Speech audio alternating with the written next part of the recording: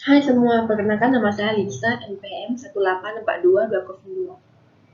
Hari ini saya akan mempresentasikan hasil UAS metodologi penelitian saya dengan judul Analisis Hubungan Manajemen Laba, Ukuran Dewan Direksi, dan Struktur Kepemilikan terhadap Kinerja Perusahaan yang terdaftar di Bursa Efek Indonesia. Nah, yang pertama itu latar belakang. Jadi, kinerja perusahaan itu kegiatan dari yang dihasilkan oleh manajemen perusahaan. Jadi manajemen itu orang yang memiliki kinerja perusahaan yang tinggi, yang mampu merencanakan kerja sesuai tujuan sendiri dan berani mengambil risiko dan penuh tanggung jawab. Selain itu juga mampu menampilkan target ekonomi yang bisa diraih perusahaan dalam waktu tertentu. Dari Indarti dan Extalius tahun 2013. Agar bisa mendapatkan keuntungan bagi perusahaan, manajer harus melakukan penyajian pada laporan keuangan yang disebut dengan manajemen laba. Selanjutnya ini adalah urgensi penelitian. Jadi urgensi penelitian ini saya mengambil dua perusahaan. Yang pertama itu Garuda Indonesia, di mana di tahun 2019 terjadi manipulasi laba pada laporan keuangan. Jadi Garuda ini laporan keuangannya itu harusnya mencatat kerugian, tetapi dia mencatatnya ke laba. Kemudian yang kedua itu PT Aisa. Di tahun 2018 telah ditemukan adanya human fraud, di mana PT ini memanipulasi laporan keuangan dengan menambah 6 perusahaan distributor.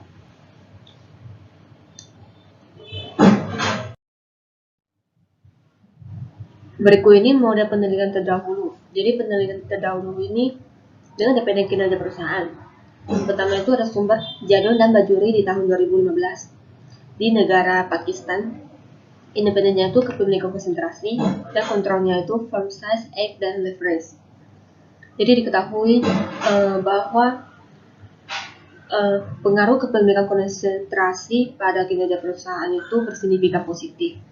Kemudian kedua itu Tingque dan Somo Sundaram di tahun 2017 di negara Malaysia. Pengaruh dari kepemilikan konsentrasi pada kinerja perusahaannya itu bersignifikan positif. Kemudian untuk Basi dan Hasan di 2018 di negara Pakistan, pengaruh rasio utang dan ekuitas terhadap kinerja perusahaan bersignifikan negatif. Sedangkan untuk struktur modal bersignifikan negatif terhadap kinerja perusahaan. Yang keempat itu ada Farhan, Tabas, dan Yamen. Pengaruh likuiditas terhadap kinerja perusahaannya itu bersignifikan positif.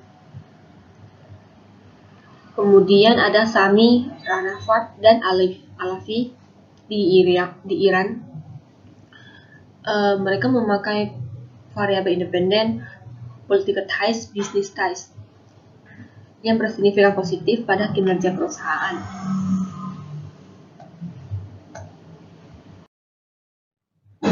Berikut ini adalah pengaruh manajemen laba real terhadap kinerja perusahaan. Jadi di sini dapat dilihat untuk yang signifikan positif itu ada sebanyak 4. Kemudian untuk negatif itu ada 3. Jadi dapat disimpulkan bahwa pengaruh manajemen laba real itu terhadap kinerja perusahaan bersignifikan positif terhadap variabel independen. Di sini ada pengaruh manajemen laba akrual terhadap kinerja perusahaan. Untuk signifikan positifnya itu terdapat 3. Kemudian untuk yang signifikan negatif terdapat 4 jurnal. Jadi dapat disimpulkan untuk pengaruh manajemen laba akrual bersignifikan negatif terhadap kinerja perusahaan. Next ini ada pengaruh ukuran dewan direksi terhadap kinerja perusahaan. Jadi untuk kesimpulan ini, pengaruh ukuran dewan direksi ini bersignifikan positif terhadap kinerja perusahaan. Ini ada pengaruh kepemilikan blockholders terhadap kinerja perusahaan. Di sini Untuk pengaruh kepemilikan beholder pada variabel dependen ini bersignifikan positif, di mana sini terdapat sebanyak 6 penelitian.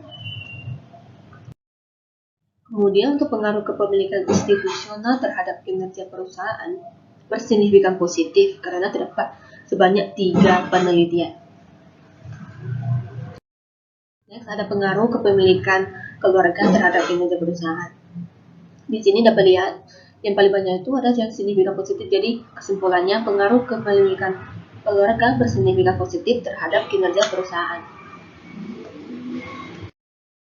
Next, ini ada pengaruh kepemilikan manajerial terhadap kinerja perusahaan. Jadi untuk pengaruh kepemilikan manajerial ini bersignifikan positif karena terdapat sebanyak 5 penelitian.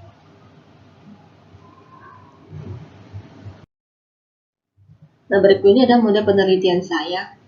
Di sini ada manajemen laba berbasis real, manajemen laba berbasis akrual, ukuran dewan direksi, kepemilikan blockholders, kepemilikan institusional, kepemilikan keluarga, dan kepemilikan manajerial terhadap variabel dependen saya itu kinerja perusahaan. Nah, untuk hipotesis penelitian ini dari model penelitian terdahulu. Jadi dapat disimpulkan untuk satunya itu manajemen laba berbasis real berpengaruh signifikan positif terhadap kinerja perusahaan. Kemudian H2, manajemen laba berbasis akrual berpengaruh signifikan positif terhadap kinerja perusahaan.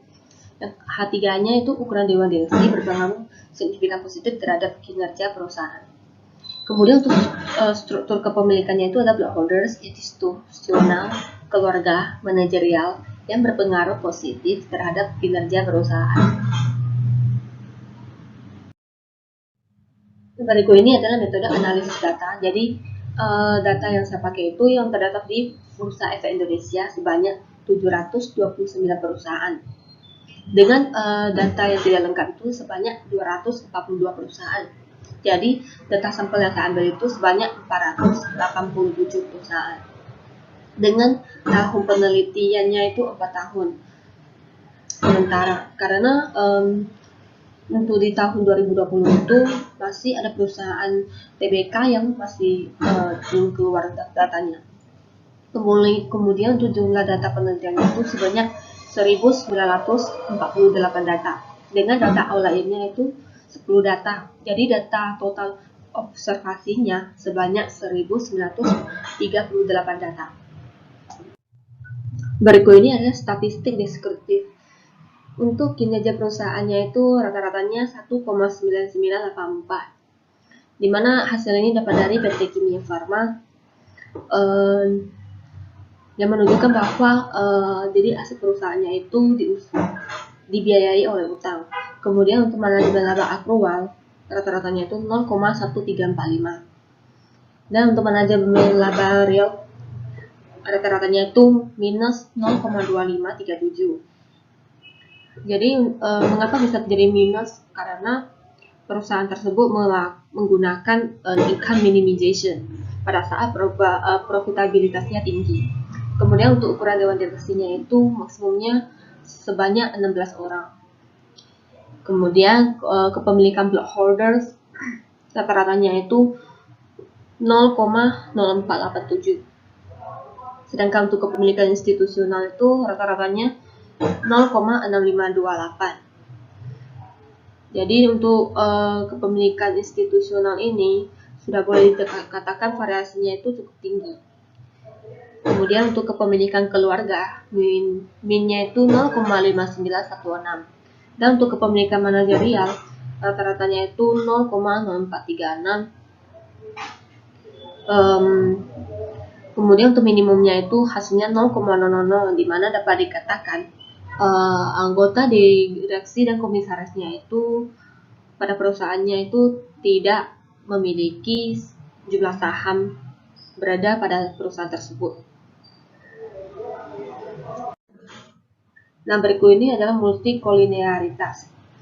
Jadi multikolinearitas itu uji yang untuk mengetahui pengaruh antara sesama variabel independen. Jadi di sini tanpa ada variabel dependensinya itu kinerja perusahaan. Jadi semua ini variabel dependen.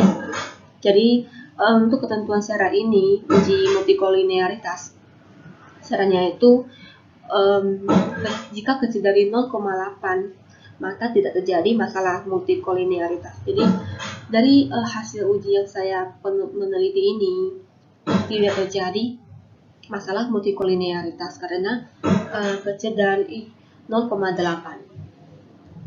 Selanjutnya ini ada uji heteroskedastisitas.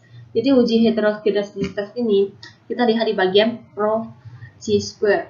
Hasilnya itu 0,9381. Jadi dapat disimpulkan tidak terjadi masalah heteroskedastisitas karena ketentuan dari uji tersebut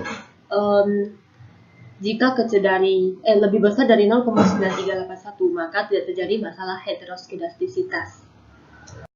Nah, berikut ini ada uji Zhou. Jadi uji Zhou ini kita lihat di bagian cross section C-square di mana probabilitasnya itu hasilnya 0,000. Jadi untuk ketentuan uji Zhou ini, jika probabilitasnya itu lebih besar dari 0,05 maka model cocok itu kehaman efek. Tapi sedangkan kalau misalnya probabilitasnya itu 0,000 maka itu artinya kecil dari 0,05. Jadi untuk uji Zhou ini model yang paling cocok itu adalah fixed effect model. Nextnya ini ada uji Hausman di bagian cross section random di probabilitas 0,000 ini dapat disimpulkan bahwa model yang cocok itu fixed effect model karena ketentuan dari uji Hausman jika probabilitasnya itu kecil dari 0,05 maka model yang paling tepat itu adalah fixed effect model.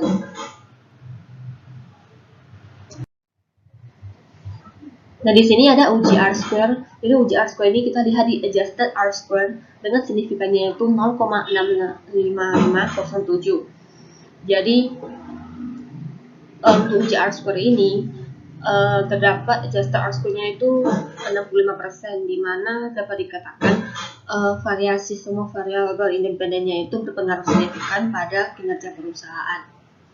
Kemudian untuk sisanya itu variabel lain yang di luar penelitian ini berpengaruh signifikan pada kinerja perusahaan. Kemudian next ini ada uji F. Uji F ini kita untuk probabilitas F statistiknya itu hasilnya 0,000. Jadi berpengaruh signifikan pada kinerja perusahaan secara simultan atau bersamaan karena hasilnya ini kecil dari 0,05. Kemudian terakhir ini ada uji T.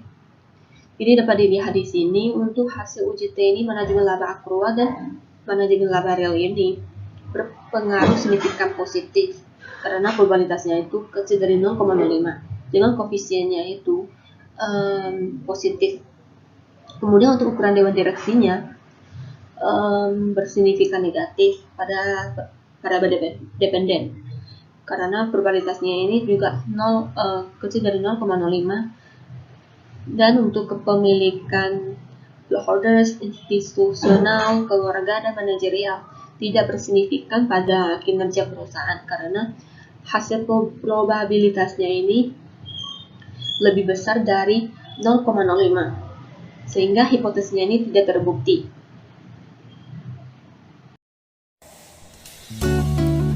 Sekian dari video kali ini, terima kasih.